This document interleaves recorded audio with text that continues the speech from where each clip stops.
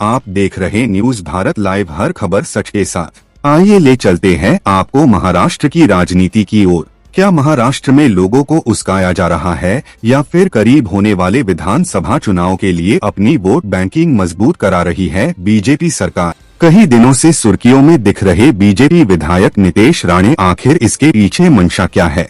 महाराष्ट्र में बीजेपी विधायक नितेश राणे पर अब एक और केस दर्ज हो गई है। हेट स्पीच मामले में अब अमरावती के अचलपुर पुलिस स्टेशन में इमरान खान असलम खान की शिकायत पर पुलिस ने FIR दर्ज की है। इसकी जानकारी अमरावती SP विशाल आनंद ने दी है। आइए देखते हैं पहले नितेश राणे की स्पीच, जिसमें उन्होंने मंच पे अपने जुबान से गैर शब्दों का वापर किया जो मुस्लिम समुदाय को काफी ठेस भी पहुंचा है। जिथे जिथे तुम्ही उभे असाल, ज्या ज्या मस्जिदीतून मला ऐकत असाल, एक लक्षात ठेवा, हे आमचं हिंदू राष्ट्र आहे, हे तुमच्या अब्बांचा पाकिस्तान नहीं है। बुलाओ हैदराबाद से तुम्हारे वो 2 भड़वों को और बताओ उनको हम लोग खड़े हैं इधर परातवाड़ा में, हम लोग खड़े, आके इधर सामने खड़े रहो। 15 मिनिटं तर तू फार मागितलं रे, 5 मिनिटं दे, उरले सुरले सगळे संपून टाकू आम्ही। कोणाला धमक्या देता, कोणाला आव्हान देता, समोरचा जय श्रीराम बोलतोय का बघा, तरच खरेदी करा। मी तर पुढे जाऊन सांगतो, हे भडवे तुम्हाला फसवण्यासाठी जय श्रीराम पण तोंडातून बोलतील। कित्येक तुम्ही दुकानांची नाव बघा, पुढे जय श्रीराम टेलर लिहिलं असतं आणि अब्दुल तिथे टेलर म्हणून बसला असतो। एवढी गाण मारली आवाजात गेला, एवढी गाण मारली आवाजात गेला, एवढी गाण मारली आवाजात गेला। ते भडवे मस्जिदीमध्ये बसून शिवाय घालत असतील, ते भडवे मस्जिदीमध्ये बसून शिवाय घालत असतील, ते भडवे मस्जिदीमध्ये बसून शिवाय घालत असतील। गौरतलब है कि बीजेपी नेता नितेश राणे आए दिन विवादित बयानों के चलते सुर्खियों में रहते हैं। कुछ दिन पहले ही संगोली में एक जनसभा को संबोधित करते हुए विधायक ने कहा था कि केवल 24 घंटे के लिए पुलिस को छुट्टी दे दी जाए तो वह अपनी ताकत दिखा देंगे। वहीं इससे पहले भी वह कह चुके हैं कि लोगों को मस्जिद में घुसकर मारेंगे। उनके इस बयान पर राजनीतिक पार्टी AIMIM के अलावा अन्य मुस्लिम संगठनों ने भी आपत्ति दर्ज की थी। वहीं AIMIM नेता इम्तियाज जलील ने मांग की थी कि नितेश राणे पर केवल FIR न हो बल्कि कार्रवाई भी की जाए। उन्होंने कहा था कि अल्पसंख्यकों के खिलाफ विवादित बयानबाजी देने वालों पर 60 FIR दर्ज होने के बाद भी कोई एक्शन नहीं लिया जा रहा है। मुख्यमंत्री और पुलिस को अपनी जिम्मेदारी समझनी होगी। वहीं हाल ही में महाराष्ट्र के उप मुख्यमंत्री देवेंद्र फडणवीस से एक न्यूज चैनल में एक इंटरव्यू के दौरान सवाल किया गया था कि विवादित बयान देने के बाद भी नितेश राणे अभी तक कैसे बचे हुए हैं, उन पर कार्रवाई क्यों नहीं हो रही। इस सवाल के जवाब में डिप्टी CM ने कहा कि नितेश राणे एक कट्टर हिंदुत्ववादी विधायक हैं। बीजेपी भी हिंदुत्ववादी पार्टी है। हालांकि नितेश राणे के कुछ बयान ऐसे हैं जिनका समर्थन नहीं किया जा सकता।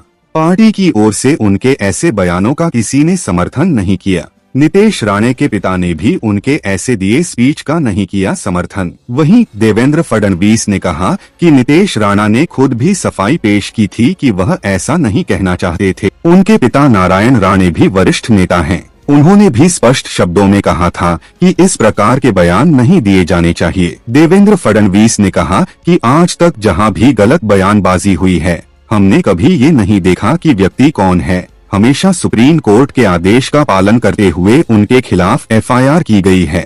लेकिन एक न्यूज चैनल इंटरव्यू में नितेश राणे का कहना है कि मुसलमानों के खिलाफ नहीं, जिहादियों के खिलाफ हूँ मैं, राष्ट्रभक्त मुसलमान का वो सम्मान करते हैं। नितेश राणे ने बड़ी बात ये भी कही कि वो चाहते हैं कि देवेंद्र फडणवीस एक बार फिर महाराष्ट्र के मुख्यमंत्री बने। जो इस देश को इस्लाम राष्ट्र बनाना चाहते हैं, उनको एक संदेश चला जाए कि हम हिंदू अकेले नहीं हैं। आप हमारे देश में रह के हमको न्याय हमारे ऊपर इंसाफ अन्याय नहीं कर सकते। और इसलिए जो तीखी बातें जिस तरीके से सामने आते हैं, ऐसा अब छोटा सा उदाहरण दूंगा, अगर सर तन से जुदा का अगर नारा दिया जाएगा तो उसके सामने हम लोग फूल लेके तो खड़े नहीं रह सकते। तो जब भी हम लोगों ने कभी वक्तव्य कभी किया है गणेश जी, तभी तभी अगर आपने पूरा अगर घटनाएं देखी है तो वो एक्शन टू रिएक्शन रहा है और आगे चल के भी ये एक्शन टू रिएक्शन ही रहेगा। और हिंदू समाज आज अगर आप महाराष्ट्र में कहीं भी जाएंगे तो हिंदू समाज जागरूक हो चुका है। हिंदू समाज आज उसको समझने लग गया है कि आज अगर हमने हमारी खुद की लड़ाई लड़ी नहीं तो कल हम हमारे घर की पूजा भी कर नहीं सकते। पहले तो कानूनी कार्रवाई के लिए हम लोग उसका समर्थन करते हैं और हम लोग भी उसके लिए रुके हैं, मगर जैसे हम लोग रुके हैं सामने वाले जिहादी रुके हैं क्या? क्योंकि सारे मुसलमानों के खिलाफ गणेश जी ये बार बार मैं हमारे सारे स्पीचेस में और हमारे सारे प्रोग्राम में हम लोग बता रहे हैं, हमारे सारे मोर्चाओं में बता रहे। आपके चैनल के माध्यम से मैं महाराष्ट्र के मुसलमानों को कहूँगा कि हम सभी मुसलमानों के खिलाफ नहीं हैं। तो हमारा जो मुसलमान, जो राष्ट्रभक्त मुसलमान, जो ये देश को अपना देश मानता है, जो तिरंगे को सलाम करता है, जो राष्ट्रभक्त मुसलमान जब भी गणेश चतुर्थी की जो विसर्जन की जो प्रोसेशन निकला, मिरवणुकें निकली, उसके ऊपर जो पथराव हुआ उसका जो विरोध करता है वो मुसलमान हमारा है। फिर बोलता हूँ, आपके सवाल में आपने मुसलमान बोला, हम जिहादी मुसलमान के खिलाफ है। मुझे विश्वास है हमारे महाराष्ट्र का हिंदू समाज, हमारी हिंदुत्ववादी विचार की सरकार, व्यक्तिगत तरीके से अगर आप मुझे पूछेंगे तो मैं मेरी पार्टी का एक कार्यकर्ता बन के मैं यही चाहूँगा कि मेरे पार्टी का नेतृत्व जो हमारे आदरणीय देवेंद्र जी फडणवीस कर रहे हैं वो महाराष्ट्र के मुख्यमंत्री बने। क्योंकि पिछले 5 साल जब 2014 से 19 तक वो जब महाराष्ट्र के मुख्यमंत्री थे तभी महाराष्ट्र को उन्होंने काफ़ी आगे लेके गए।